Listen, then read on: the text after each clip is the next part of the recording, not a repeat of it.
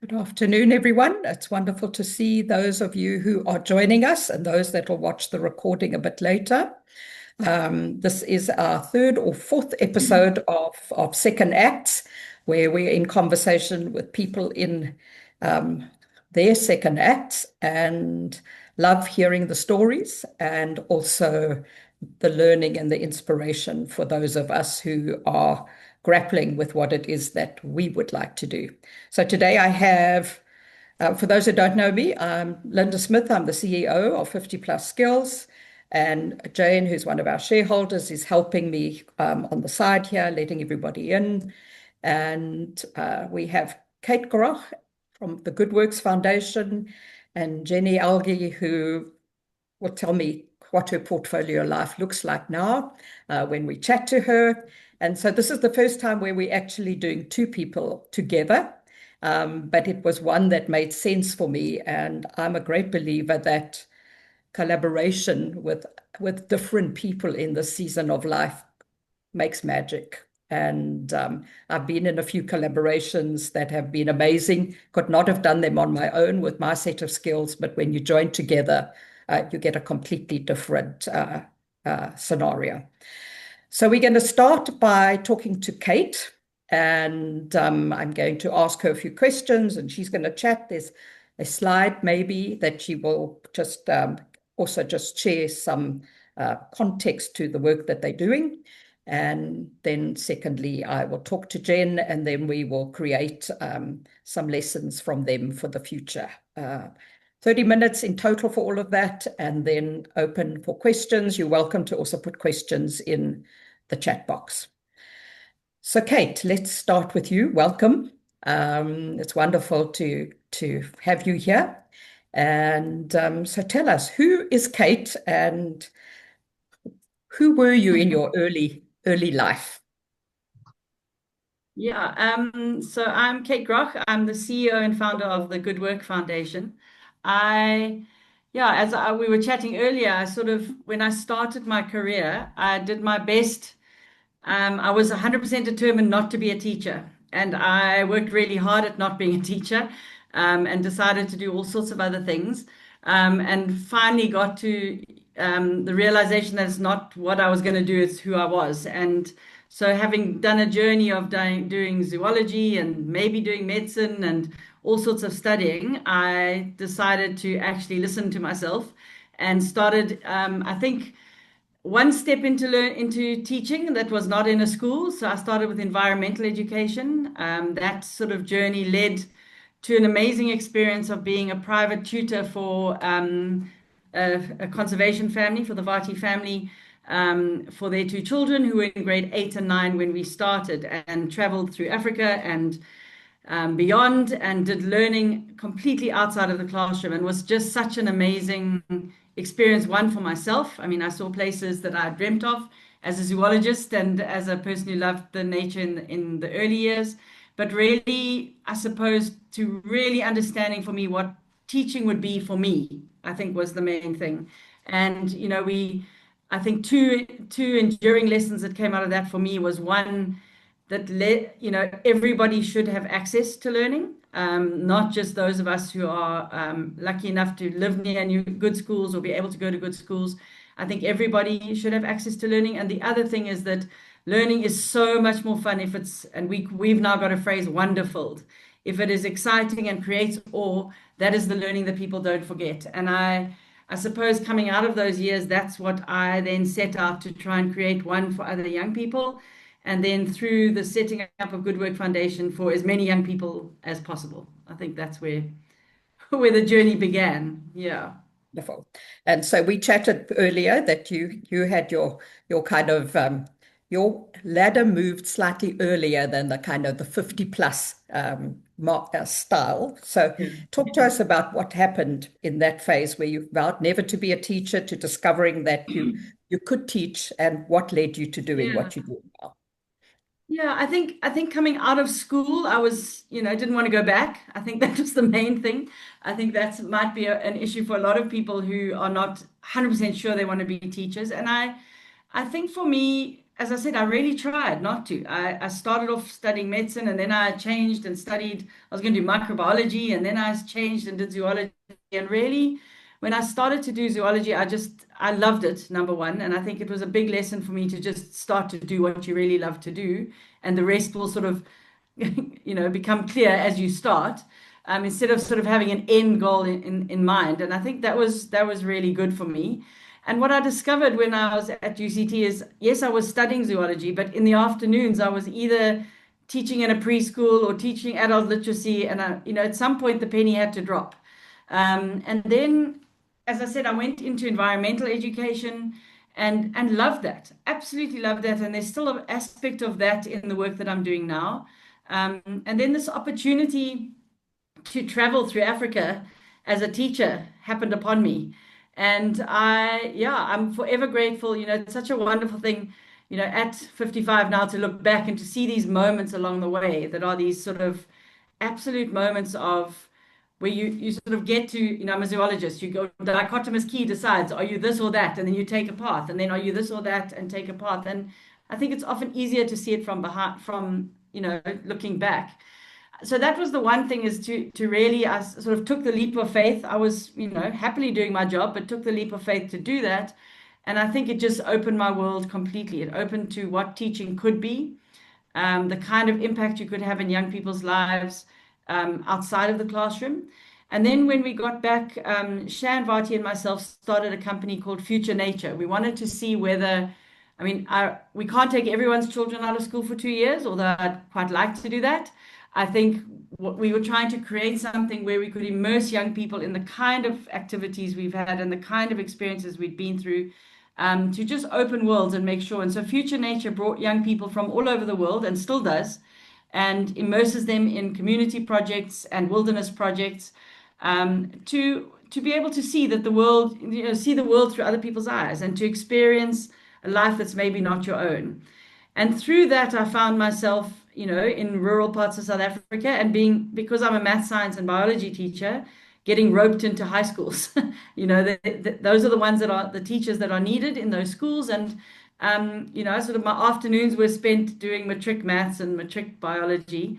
And I found myself in the Philippolis High School, speaking Afrikaans, which was also one of the things I was never going to do when I left school. And, we took that school from sort of a 27% pass to a 96% pass in a couple of years. And, I always love to think that I'm such an amazing teacher, but it really wasn't about that. It was about showing up for young people. It was about creating opportunities for young people. And sort of one of my rallying cries now is that we got one or two people into university. And because one person did it, it became possible for everybody.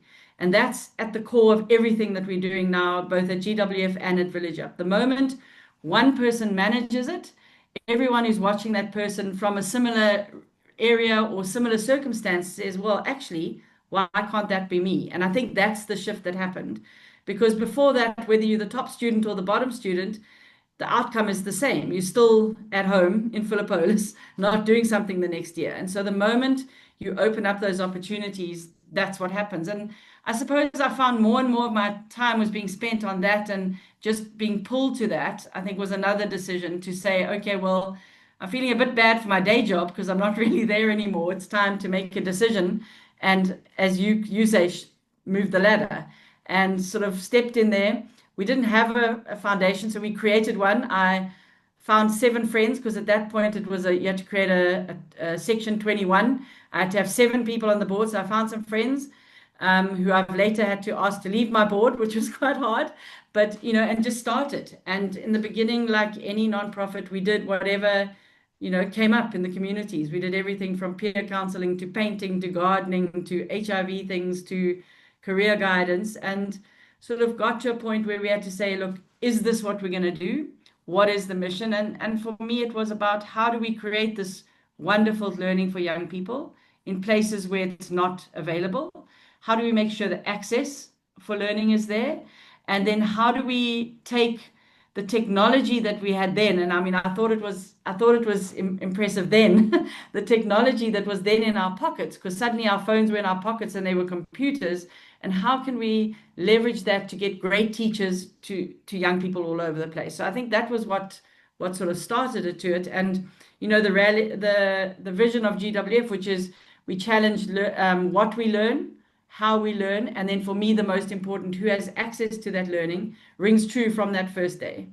And that's what we started to create, was a learning ecosystem of young adults moving from school into a bridging year and into career academies, and then young people, from the early years, from when they're 9, not wanting to wait for matrics always, like getting young people from 9, 10 years old, changing that sort of trajectory of their lives from there, and really starting to see how can this ecosystem of young people and old people working together, young adults, children, and our staff, because we started with staff who were our students, how do we all move together?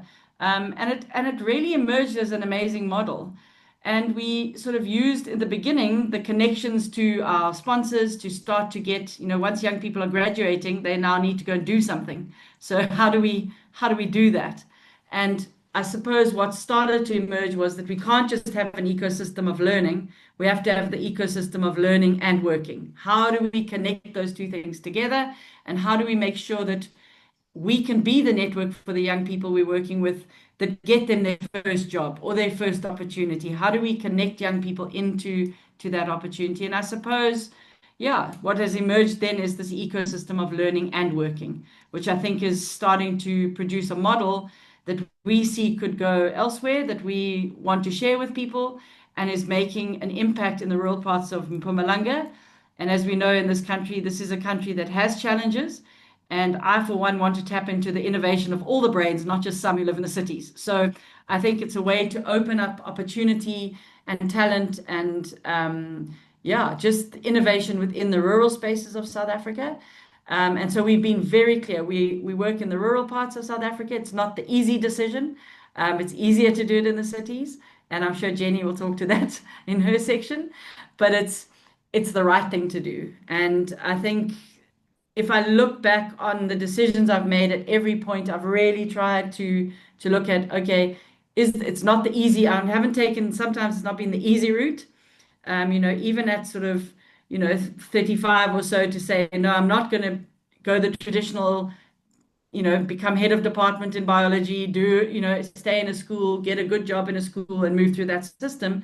I'm going to go live in the middle of the Free State and work in a community called Bergmanshoogte and speak Griqua Afrikaans and just, do what I can to show up and change people's lives. And I think every time I've made the decision to do the right thing, it's worked.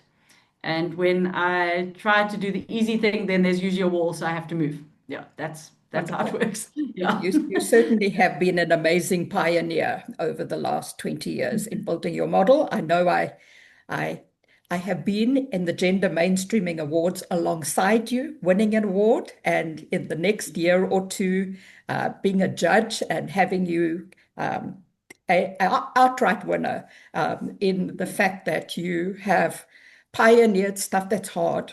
It's not easy, but you've stood by it, and so well done on that. Thank you, Linda. It's amazing. Yeah, thank you. Do you want me to share the slides so that you one. can show the model? Let's talk through should we, and then you can pop to Jen, or do you want to chat to Jen first? Maybe just chat to Jen, I think. Yeah. Wait, let me bring up the slide for you. And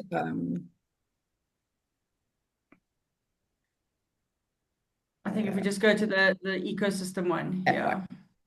No, next one. Yeah.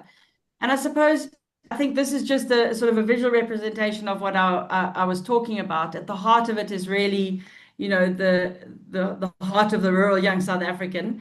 But looking at, as you go around, we've got a whole lot of young people who are learning. So we have over 13,500 school learners in our programs. At the moment, we have 5 campuses and building a 619 in Mpumalanga and have 1 in the Free State.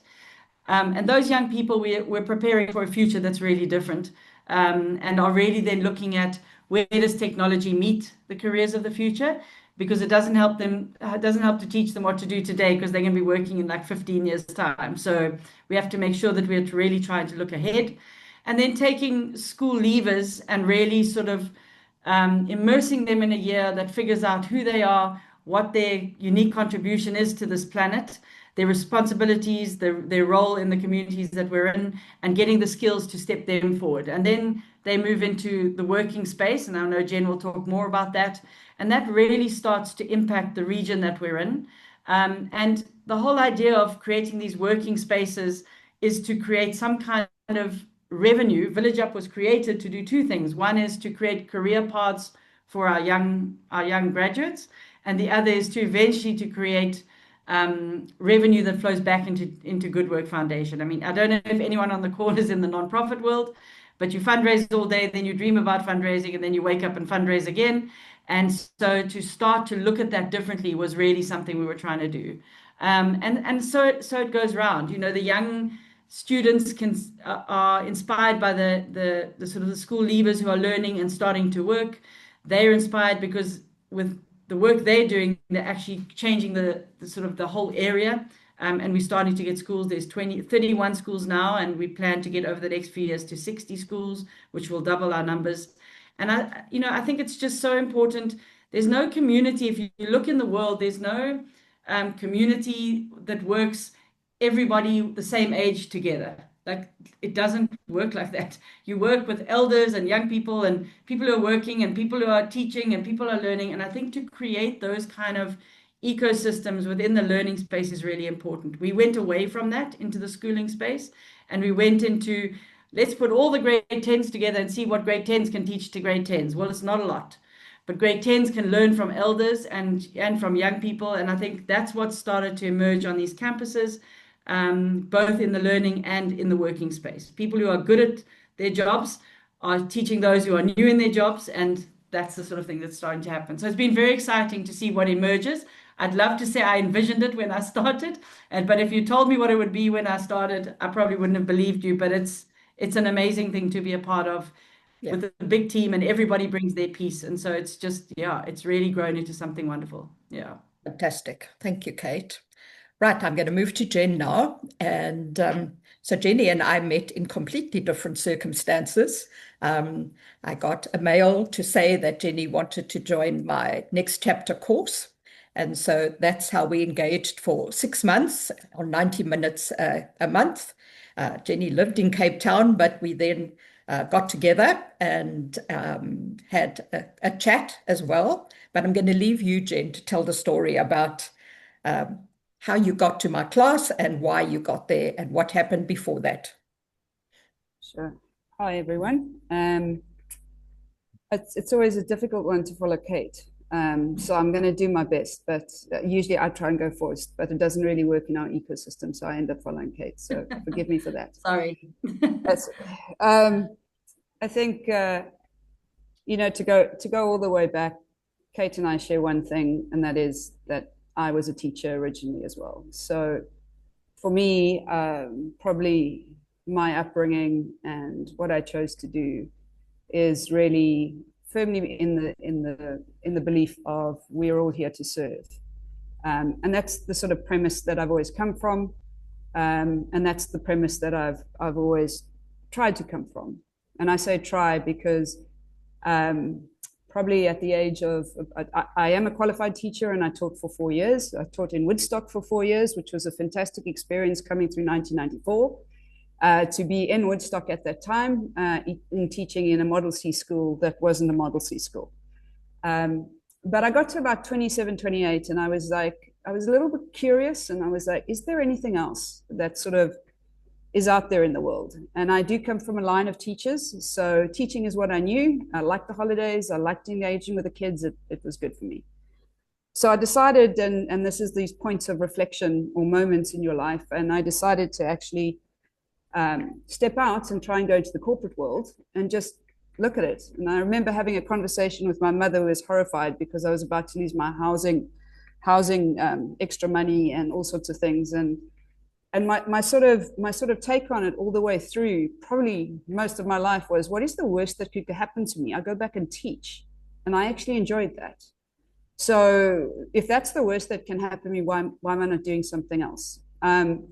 So I fell into corporate world. I actually started working for Pick n Pay, as they started launching call center operations. So call centers didn't exist in South Africa. They had people that phoned people using landlines, but what we know as a call center now didn't exist. And I got in very early in the industry working for Pick n Pay, and I was mentored by some fantastic people that came over from the UK, where the industry had existed for a number of different years.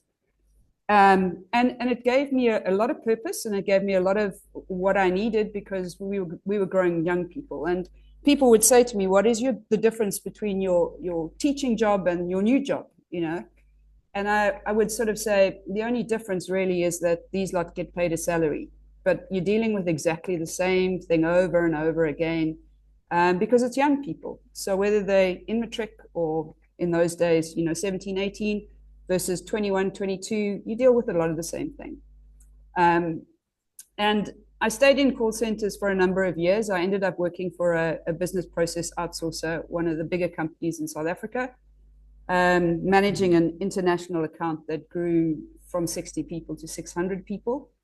And we did that. I did that for a number of years. And what started to happen was I started to challenge the organization that I worked for. Because I wasn't happy with the leadership training that they were providing us with. As operations, I was running operations. My leadership training was delivered by the training department, and I wasn't very happy with it. So I started to become very vocal, and probably they had a bit of a conundrum, because the client loved me, we were making money, yet Jenny was causing problems for them. But we spent probably 6 months transitioning, putting together a transition plan for me to leave the operation, because they sort of said to me, well, if you've got so much to say, then you should be running the leadership training. And I was like, oh, okay. And I thought about it for a while, and I said to them, okay, I'll run your leadership training, but then I also want to do your leadership recruitment. And I then became, probably for me, which was the ultimate job, in that all I did was interact with the talent of the organization, the top talent of the organization. I developed people into team leaders. Because I ran recruitment, they couldn't tell me that they couldn't place my team leaders, because I ran recruitment. So I almost had the ultimate control, and they had to come and speak to Jenny when they weren't actually, when they wanted to go outside. And then we changed the training programs, because I had control over the training programs. So it became probably the best job that I had, and I did it for 3.5 years, and I loved every minute of it. And then my boss left, and they said to me, please, would I become the HR director? And most of my life, I fall into things. I don't know what I don't know. So I became the HR director, the worst job I ever had in my life. And so for 4 years, I did that. I had some fantastic people around me who were experts at it, but I'm not made for HR directorships, and it was a good thing in that ladder, in that step. I learned very quickly that it wasn't for me. Luckily for me, the operational break, the knowledge that I had in running operations in call centers, together with knowing something about HR and developing talent, I ended up on the radar of the CHRO of a global company that we worked within. And they were looking at moving HR into a shared service environment. And that sort of tried to combine all the skills that I had. So I ended up moving into the global tech company and working directly for the CHRO, based out of London, for a period of 4 or 5 years. And where I met Linda, this is the intersection of how things start. The minute that I stepped out of the talent management realm, in other words, when I went into HR director and then started to create efficiencies through shared services, I basically moved to the opposite end of my value chain personally, and together with, I'm no longer in service, I am now servicing a shareholder and driving shareholder profit and delivering to a very senior executive team and that strategy. I was also exposed to a global organization strategy at the highest level, which was eye-opening for me. And I think probably those 8-9 years really, from a perspective of health, wellness, took a toll. But at the same token, I was also driving, I had ambition. So I was driving things forward as well. And it got to a point, in actual fact, COVID was an intersection for me, because I was actually due to move to London, and I was due to move probably 2 months after COVID hit. I was probably going to be there in April, and that was driving me, because I was like, well, I could spend 5 years in London and travel the world and earn a very decent salary, and that I can do. And COVID hit, and we were shut down. And when you're in global HR, it was probably the most stressful time of my life.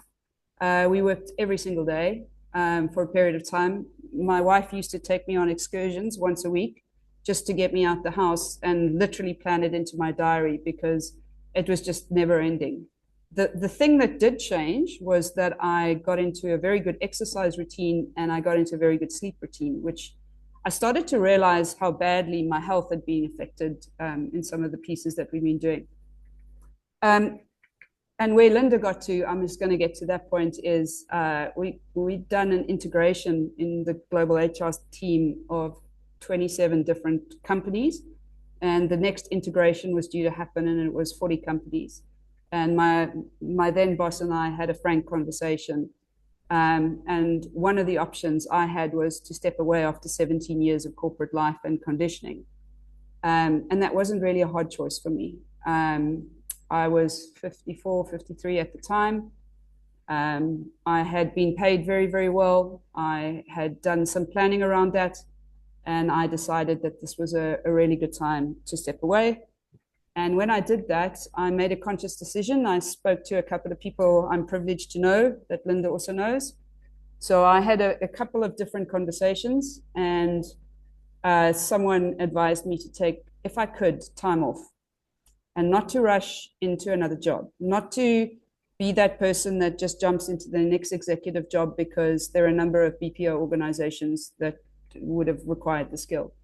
So I had a 3, a 12, and a 24-month plan. And one of the things that I did do was I very purposefully set out to do certain things for myself, whether it was the opportunity to do things that I'd never been able to do because I was working ridiculous hours, whether it was joining Linda's course and just actually taking the time to reflect and do some of that myself. I read certain books. One of them I will quote, which is Die with Nothing. And most of the principles you know, but at the same token, it gave me some really good insight on other things, and made me a little bit less nervous around bits and pieces. And I spent a lot of time just living in a world that I hadn't lived in, and taking meetings that I hadn't taken. And one of these meetings that I took was to come up to Hazy Me and see the Good Work Foundation and meet Kate. And then over a period of time, I actually got I started to spend more time in the nonprofit space, or the NGO space. And I started to see organizations that were driven by purpose and not by shareholder greed. Sorry to put it like that, for those of you who are still in corporate and conditioned. And I quite liked the idea that the shareholder was a 10-year-old in GWF. So then, the hard decision became the easy decision, because, the view is whatever we do with Village Up, someone is going to benefit along the line, and ultimately GWF will benefit in which way. So I was convinced to then join Village Up Impact, which we created. And we are effectively and have been setting up call center services in Hazyview in Mpumalanga. We have, at the moment, our total management under Village Up is 66 people, but that includes some people that are in sort of learning activities where they're gaining practical knowledge, and around about 33 people that are actually servicing 3 clients that Village Up is contracted with. As Kate said, it's not an easy path. It's a very difficult path. We've had some we're having some interesting conversations. There's never a dull moment. But what I can say, I think, is the difference is no matter how difficult it gets, I'm still anchored by something that I didn't have for 10 years. When I was doing call center work, I had that, in that I knew I was creating jobs for people in the cities, but I was creating jobs. And I look proudly now where some of those individuals are very senior people within BPO industry. And I knew that going back to that would probably give me more purpose and allow me to sleep better at night. I think, does that cover it? Thank you, Jen. That makes sense. Yeah, this story is very close to my heart, because if I think back to 2009, when I did social entrepreneurship in that very first year, it was this kind of magic that has happened between the two of you and the organizations and the growth and the models, that what 50 Plus is about, or refinement for me was about. And it's so wonderful to be able to see that in action. And for people on this call, I know Renel's on the call. I'm sure you're going to have some interesting questions. Who's also, because we're finding a lot of our 50 plus highly skilled people moving from the cities to rural areas and then saying, how do I implement? But now we don't have to start at step one. We have other people who are pioneering with us, which makes that absolutely fantastic. Do you want me to share the slide, Jen? Or is it not necessary? Yeah, let's just, no, I think share this slide, because if there are some in corporate world, just to close it off, Kate has also talked to it. But I think the piece for me that was always so important is that working in a corporate world and running call centers, you do create the individual level, because everything you report on, and some of the organizations in which do the skills development, etc., they report on how many jobs have you created. Whereas we really turn this more into a social impact ladder. We are very interested from a Village Up and a GWF perspective, is what is it? There's a multiplier effect. You've got the individual who now has purpose, skills, she's got opportunity for career growth, and family and community connection. But you also have the family being impacted. So we know from the studies that we do that the family size is 5 to 6 people. So now there's more disposable income going into family. What starts to happen? They actually become more entrepreneurial. So you start getting smaller businesses, and again, more income flows through the family. And then the last piece of the ladder, it goes down to community. And it's what is the net effect of that? And I'm just going to give a very quick example of this, and you can drop the slide if you want to, Linda. So we have premises on GWF's campus. We made the decision to set up Village Up here because we wanted people in GWF, as Kate has alluded to, walking past to understand that there's jobs happening here. This can happen to me. I can get a job.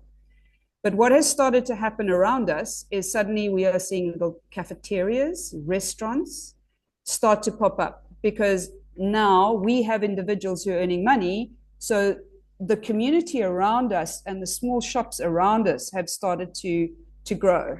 And I had someone who we work with come to me and go, oh, they've created this restaurant, and now they are creating it's open cooking. And, you know, what is the impact? Is it a security impact for us and all the rest? And I said, why don't we just see how it goes? And thinking that I thought that the Village Up guys would start to eat lunch there. And that's exactly what's happened. So I think, you know, that's the smallest example of community, but I think, you know, Kate will be able to give you bigger ones, but we try and measure all the way through. And I think it gives me huge reassurance to know that impact. And it also probably motivates us to keep going when things do get a little tough in rural South Africa. Yeah, wonderful. Thanks so much. I really appreciate both of your stories, because without those two pieces, the magic hasn't happened. So please switch your cameras on. We're now going to engage a little bit, and then nearer the end, I'll ask a question about what they think about the future. But I think it's important now just to engage, and for anyone who may have a question, either use the hand or use your hand like this, it's whatever. Question for Kate or for Jenny, or even just a comment. Jane. Well, I think firstly, well done to both of you for actually just taking the leap of faith and risk and going out into our communities and making such a difference. I mean, it's wonderful hearing both your stories. I'm in absolute awe of both of you. But I'm curious, Kate, what is the journal behind you that you've got stuck up on your wall? Oh, it's just the Londolozi office. So I'm at Londolozi in meetings. So I've popped into one of their meeting rooms. So it's not Ah, unfortunately. Well, yeah. okay. Yeah. And Jen was running around the tech center at the Good Work head office, and I was seeing Yeah, all like kinds of moving very around. fancy inverter Yeah. type stuff on the walls, but she couldn't connect. She was struggling. Someone else?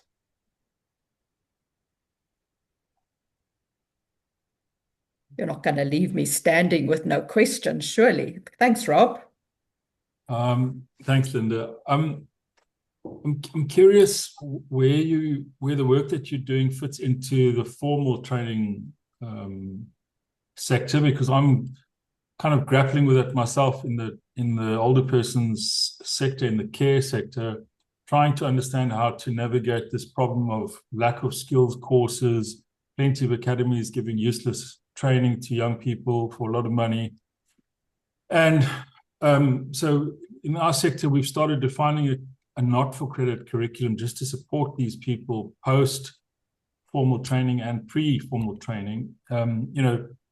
More than 90% of older people who need care are cared for in their homes by their families. And so there's a desperate need for young people to get some skills. I'm just interested, do you fit into the formal SAQA framework, which is quite a nightmare? Yeah. So, and I mean, it's an interesting nightmare because it's changing and we never know where it's going to be and where it's going to end. But we've managed, Rob, we tried to do both. So yes, a lot of the stuff has been curated by us as to what's been needed and really looking, working with the economies that are around us, be it tourism, be it hospitality, be it conservation, as to what are the actual skills that young people are needing. And in our bridging year, about 4 years ago, we threw out, we had computer skills or whatever, and we threw it out and went back to the drawing board and said the backbone is actually about career interest profiling and understanding who I am and what I should be doing. And on that, what skills can we add? And we have a mixture of skills that were sort of been designed by the need around us, but also we have partnered like in hospitality with the South African College of Tourism, which does have an accredited course. We have not accredited courses, and in the IT, we've used CompTIA and we use Cisco. So we've curated things that are transferable because we just wanted to make sure that if we do give skills, that it's understood by other people too.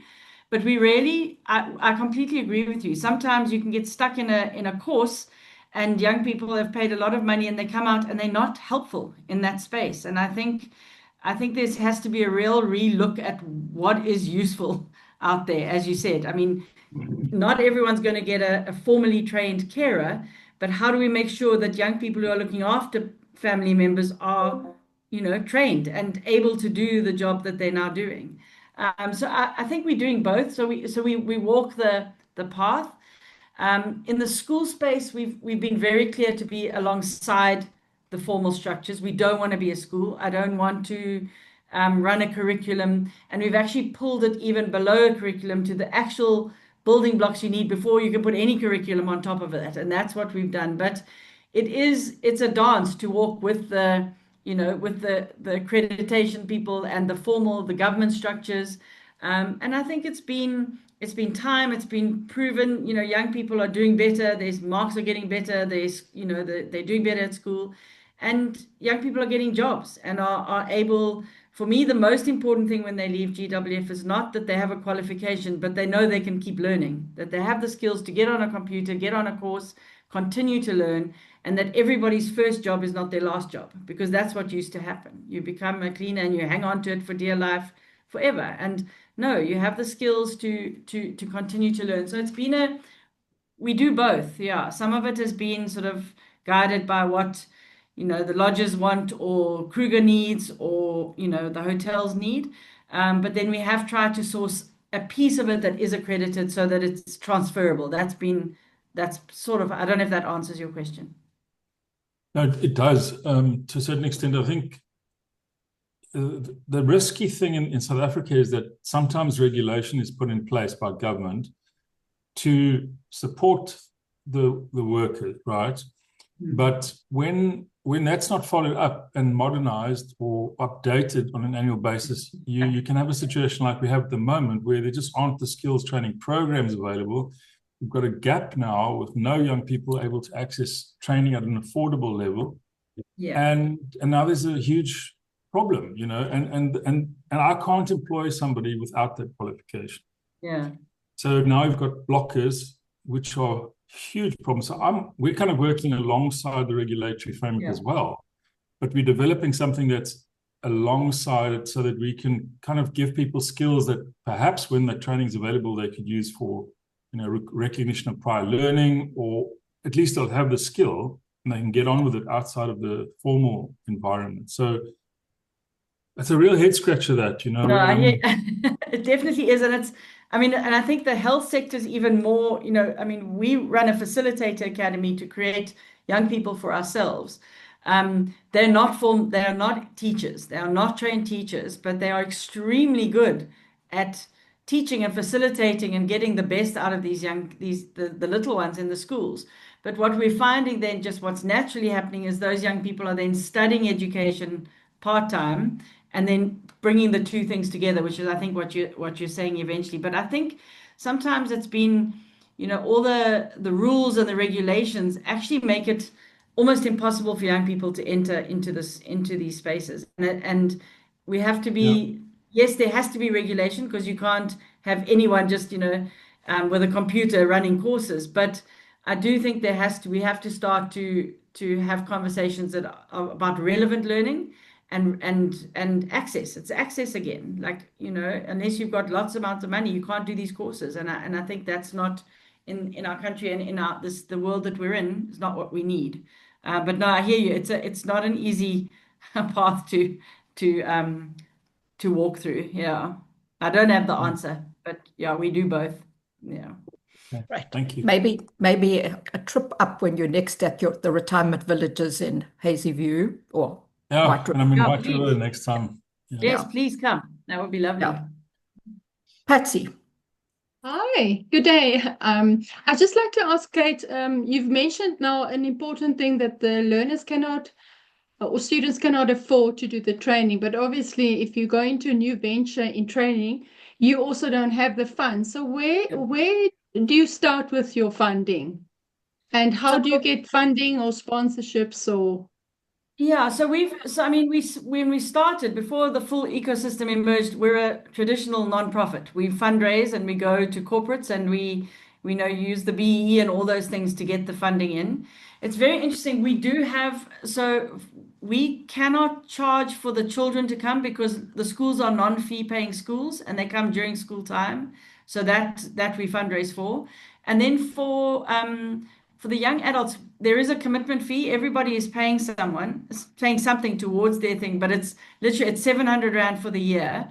And everyone goes to us, oh, that's so good, because they have to have skin in the game. But we've turned that around, and we've actually said to these young people that in the first session we have with them is, you have now paid something to us, which changes you from a beneficiary to a client.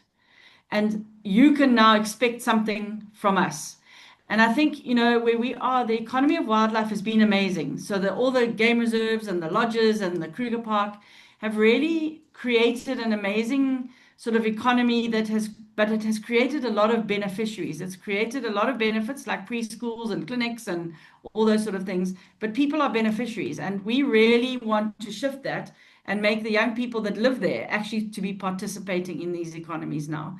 It's not good enough to just be thankful for whatever comes as a benefit of those economies, and young people want to step into that. So it's been, yeah, I mean, we fundraise for it, and we've had wonderful long-term partners and we say to people, please don't just donate to us. Learning is not a one-year thing. You have to come on a journey with us. We don't know what it's going to be, and you know, our corporate partners have been amazing. We've had the same person doing same company doing our bridging year the whole way, and they've grown with us from, you know, grabbing 30 people off the street and forcing them to come be our first class, to now where we have to, you know, we don't have enough space, and we have amazing young people stepping into jobs and into Village Up and into other establishments around. So yeah, I mean, it's fundraising is a big thing. You know, if people say to me, let's open more campuses on the operational or the people growing side, it doesn't make me afraid. On the fundraising side, I'm like, oh, do I really want 3 more campuses to fundraise for? So that's the hard part. But yeah, we fundraise for it. Yeah.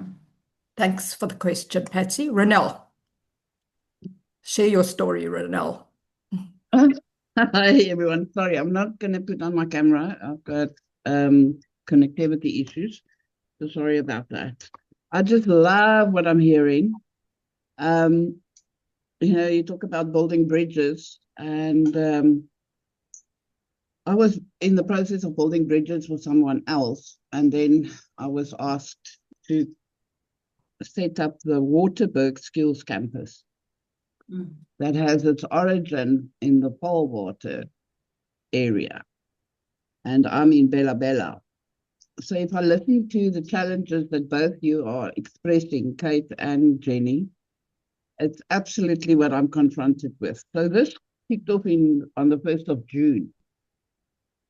And we also have this double, if we can call it that. Our business model has 2 legs to it. The one is the employer upskilling the employees, and the other is the youth with a focus on training for employability. Because as now I can't remember his name said, you know, there's hundreds of services being rendered, sorry, Rob, with useless certificates. That doesn't make those young people employable. So that really gets my back up in taking money, whether it's sponsored money or paid money. So I love, because we've been speaking about it, the director and I, is the skin in the game. And I love what you are saying. And I would love to learn more from you around saying you actually become a client because you contribute to your development. So yes, I can relate. You've been at it much longer, and we're also in tourism, agriculture, and very specific bushveld training, which talks to bush cutting, fencing, cooks for the hunters when they come hunting, you know, so that's not certificate based. It's sort of more on the job. How can we enhance it? But I'm also getting from the community, so I don't know, we're constantly doing research, whether you have experienced similar, that they are saying, so I've been a cook, for example, now 2, 3, 4 years, but I can't get an increase and I can't be promoted. I can't go look for a different job to change my life so that I can earn more. So I need the certificate for that, because that's the requirement in the tourism environment. So yeah, to juggle the need, the want, the funding, it's been quite a journey in the last 3 months. I'm just putting together a snake awareness course that's running in Paarlwater tomorrow, but we're building our campuses throughout the Paarlwater, but we can't build it everywhere right now. So the focus is Paarlwater and Bella and Thabazimbi. Thank you. And thanks for sharing your story, and maybe I can connect with you guys at some point. Yeah. I think pleasure. that Don't blink. Just Ronelle, don't blink. Yeah. the Sorry, stirring Kate? of corporates, those of us who have worked in corporates, Yeah. then engaging and moving into a Bella Bella, and then looking at what has been offered, raises our temperature of anger, that pushes us forward. And I know you are one of those, so I'm going to ask you to have a separate conversation with Jenny and Kate. Yeah. And Yeah. we need to change those things. because otherwise we just keep sitting where we are. And sometimes that's not a popular choice, but that's what social entrepreneurship is. You push and you make the changes because the other model's not working. And Yeah. it's not it's at a disadvantage for the very people it's supposed to be helping. Yeah. Sorry, I'm quite strong on those, like I'm sure Yeah. many of you are. I know your heart. Jenny and Kate, please comment. Jen, maybe you want to comment here. Renel's also come from Joburg. No, I'm controlling my blood pressure today, so I'm not going to comment. Just keep Sorry. going, Renelle. Don't blink. Keep going. Just don't blink. Yeah, just keep going. You know, Linda, if I can share just a quick story, and it seems like it's a bit random, but it's something that inspired me so much. I was very lucky enough to be in France when I traveled as the teacher, and we found ourselves on Mont Saint-Michel, and I don't know if anyone has ever been there. If you haven't, please Google it. It's an island where it's like all on an island, and twice a day when the tide is low you can get on it, and it's got a huge big beautiful cathedral. And as we were walking around, I think one of my biggest learning moments and landing for me is we started to have a conversation is, do you want to build a church or do you want to build a cathedral? Those are two different things. And when we walked around Mont Saint-Michel, this very nice French guide said to us that it took 700 years for that to be built. So the person who laid the foundation never put the flag on the top of the building. And so when you start these things, you have to decide, are you going to build a church, which is easy, it's fairly easy, and you can have people in there in a couple of months, or are you building a cathedral? And then you just make sure that the piece that you're doing is beautiful. And what was interesting in that church and that place is every layer looks a little different because different times and zones and different time eras and things all happen. So whenever I'm having a bad day, I actually have a picture of Mont Saint-Michel inside my cupboard just to remind me that we're building a cathedral. We're not building a church. And we have to, I'm not going to see the end of it. And hopefully I don't. Hopefully it carries on building after me. And I think that's been a really good motivator for those days when the fury does rise. Yeah. And we can only make a difference to so many, and we do that. Yeah, exactly. Yeah, we can't all change the world every day. So yeah, we'll keep our blood pressure under control. We have 7 minutes. Let's do one kind of final moment from each of you of what's your vision for yourself, as well as for the organization you're working with. So two sides for each of you. Start with you, Kate. I think for the organization, I hope it continues to do good work, and that good work will keep changing. It's not the same as when it started.